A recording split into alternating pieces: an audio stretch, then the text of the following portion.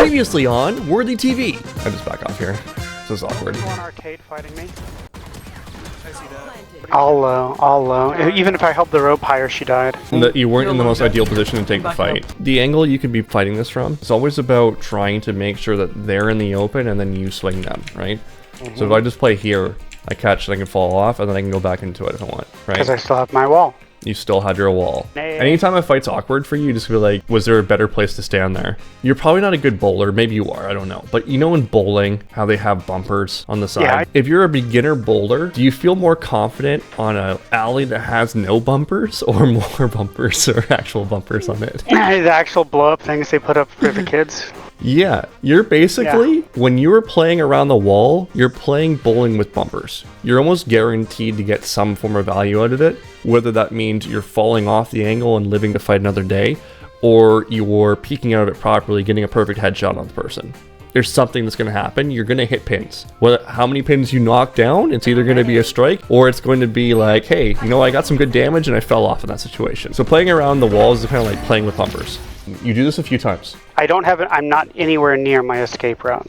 Correct. Yeah. So I'm trying to do movement here, but I'm not. I don't have my escape route. Positioning here, it's always about like, do I have that wall not right next to me, but in a spot that I can always just escape from? And the reason why I wanted to have this up last time is because I can actually like display and show you exactly what I'm talking about when it comes to any kind of angle. Now, if you generally have a wall near you, not like right up against it, not skull fucking it, like everyone on TikTok thinks I'm assuming that I want them to do is like this. I don't want that. But if you're close enough to it that you can move behind and say, I don't want this fight anymore, then you're good to go. But it's kind of like if you're like here forever. Now it's like, the way to escape is all the way over here, you know. Except then I expose myself to right if the smokes have fallen, but... You play here, it's like, sure, you can maybe get away to this spot, but like the wall is so far away in terms of like cutting off the angle, and you might be exposed to this as well.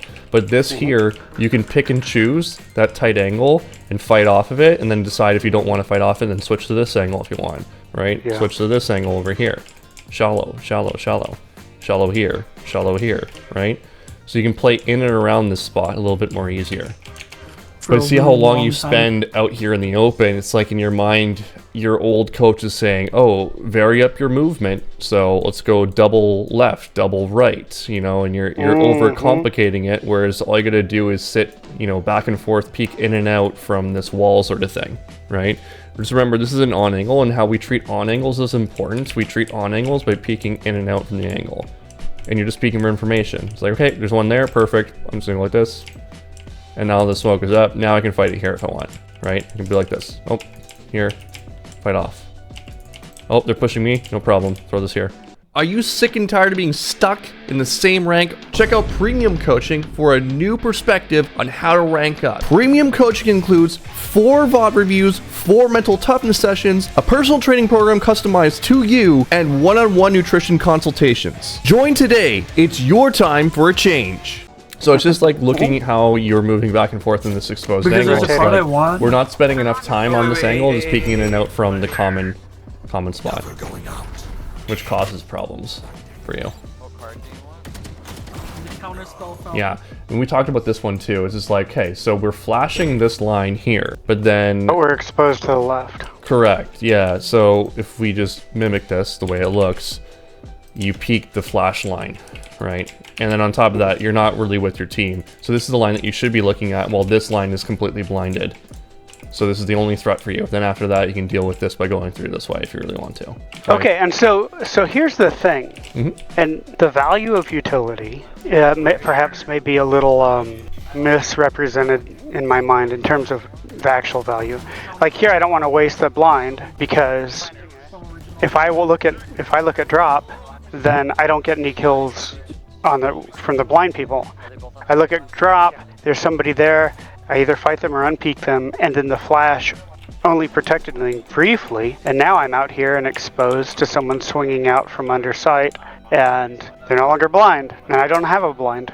Yeah, so it's kind of like, if I were to give you an example, I can't switch to Teo, but the logic I was trying to bring up here is like, okay, if I use my ult like this, what's the value of doing this? So the ultimate attacks and blows up everyone on this direction. What does this do? It clears this area, right? Okay, so if they go in, they don't have to worry about this area because it's just been cleared by the ult. So it's impossible, physically impossible for them to be in there. Now, Right, because it kills them probably. Correct. Now, to your logic on this one is if you go here and you throw this blind and then you swing out into it, you don't have to worry about a person peeking you here right now because they're completely blinded, which Correct. allows you to now look this direction to make sure you're safe on that. Which I wasn't. It effectively slows these people down and makes them a zero threat. This is the maximum threat over here. Deal with that first, make sure, and then you can play off of it. Remember that your flashes really shouldn't be setting your frags up, should be setting up your team a lot of times. You throw a flash for them, like for a KO flash, for example, or a Sky flash, for example. They don't pull their guns out as fast when you flash, for example, a Sky, right?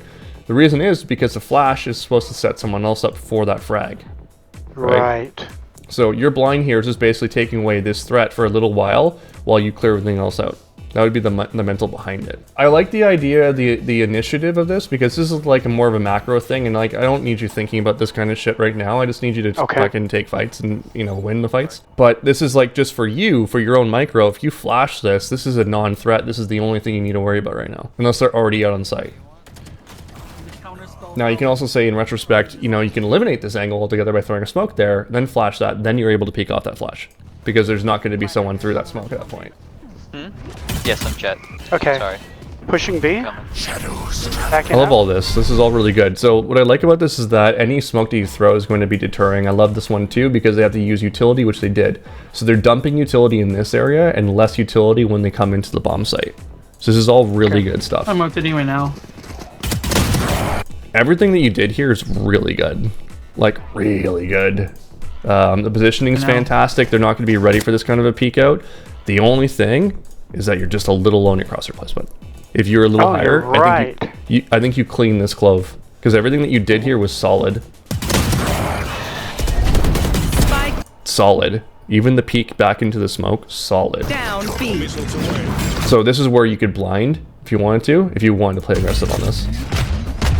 Yep, Thank you for that missile that saved my life. Yep, you got it. That's why I did it. Beautiful. So it's an awkward spot to blind. You have the right idea though.